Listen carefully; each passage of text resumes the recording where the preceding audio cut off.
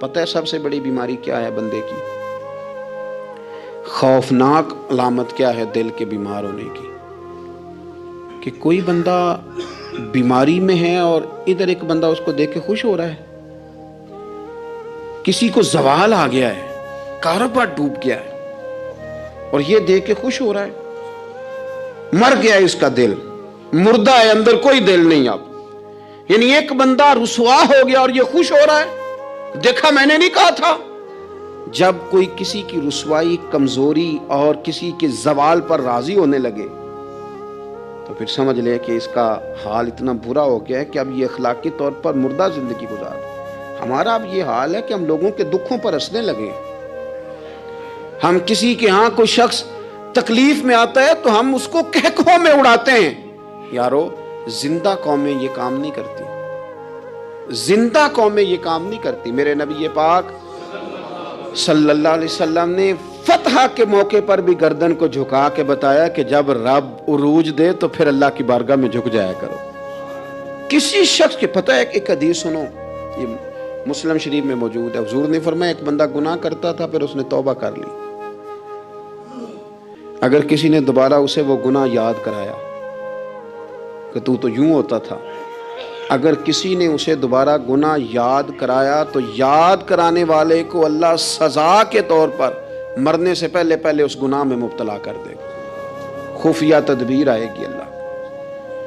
جس کو اللہ نے معاف کر دیا، زمین آسمان بھول گئے، فرشتوں کے دفتر سے اس کا گناہ محو کر دیا گیا، تو نے کیوں یاد رکھا؟ لیکن ہمارے دل اس طرح کے ہیں، خیر کی خبریں نہیں دیتے. ہم خیر کی خبر نہیں دیتے، مثبت بات نہیں کرتے. ہمارے رویے دوسروں کے بارے میں سخت ہیں. یعنی بہو سے داماد سے اختلاف ہو گیا، پھر اس نے معافی مانگ لی، پھر ہم نے معاف کر دیا، پھر ایک سال کے بعد دوبارہ لڑائی ہوئی تو پچھلی بات دوبارہ یاد کرنی چاہیے تھی. اس کی تو معافی دے دی تھی آپ نے، لیکن آپ نے پھر یاد کر لی وہ بات. اس کا مطلب ہے آپ نے صلح کی تھی، دل صاف نہیں کیا تھا.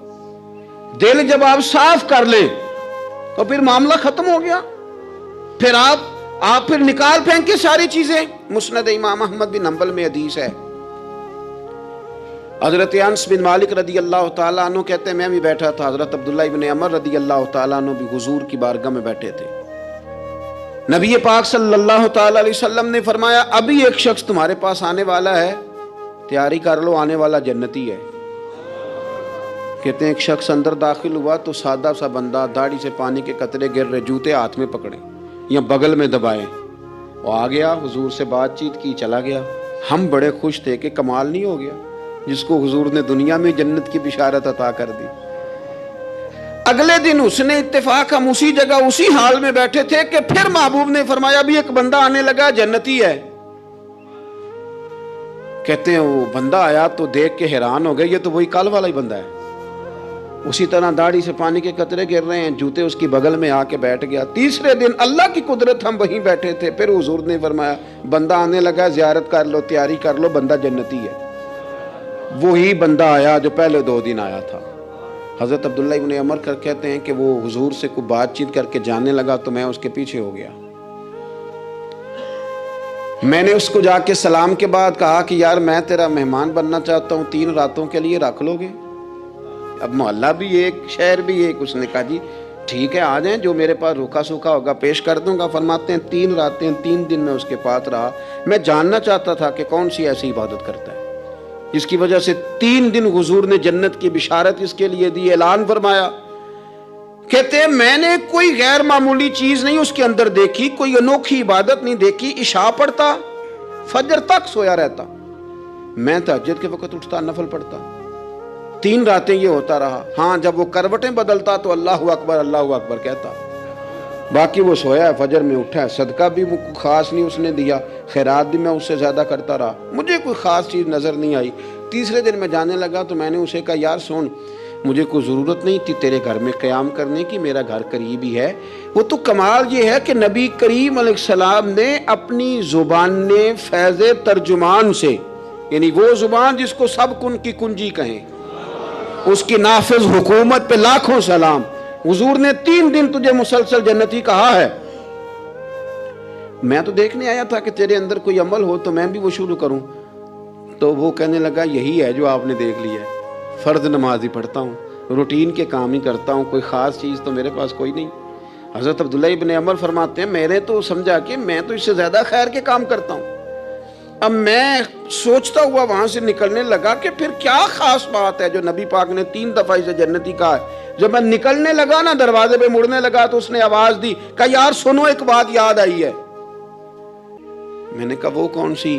کہنے لگا یار جب سے بالغ ہوا ہوں نا، جب سے اللہ نے توفیق اسلام دی ہے، میں نے جب بھی اپنا دل دیکھا ہے نا، جب بھی میرے دل میں کسی کے لیے حسد کوئی نہیں، کوئی عداوت نہیں، کوئی بغض نہیں، کوئی کینہ نہیں، کوئی کیا کر رہا ہے، میرے دل میں سب کے لیے خیر ہی ہے، دل میرا صاف ہے، اس کے علاوہ نہیں مجھے پتا کیا عمل ہے۔ حضرت عبداللہ بن عمر کہتے ہیں پھر مجھے سمجھ آ گئی ہے، یہ جو تیرے دل کی صفائی ہے نا، یہ بنیاد بن گئی ہے جس کی بنیاد پر نبی پاک نے تجھے 3 دفعہ جنت کی بشارت عطا فرمائی ہے۔ دل، آپ دل میں میل کچیل رکھ کے نفل پڑھنا، عبادتیں کرنا، ریاضتیں کرنا، صدقات دینا زیادہ نفع بخش نہیں ہوتا۔ دل صاف ہونا تو تھوڑی عبادت بھی کام آ جاتی ہے۔ یہ حدیث بتاتی ہے کہ دل صاف ہو تو تھوڑے صدقے بھی زیادہ نفع کر جاتے ہیں۔ دل پر توجہ دیں۔ سب سے ضروری کام ہے کہ ہم سویرے اٹھ کے اپنے دل سے پوچھیں کہ تیرا لوگوں کے بارے میں خیال کیا ہے، شام کو پوچھیں کہ تیرا لوگوں کے بارے میں رویہ کیا ہے۔ آپ اپنے دل لوگوں کے لیے صاف کر دیں، اس میں خیر پیدا کر لیں، تو پھر آپ محسوس کریں گے طبیعت ہلکی پھلکی بھی ہے، حشاش بشاش بھی ہے، ٹھنڈی بھی ہے، اور پھر اس میں اللہ رسول کی محبت کے جلوے بھی ہیں۔ پھر یہ خیر کی طرف ہمیں بلا رہی ہے۔ اللہ تبارک و تعالیٰ توفیق عمل عطا فرمائے۔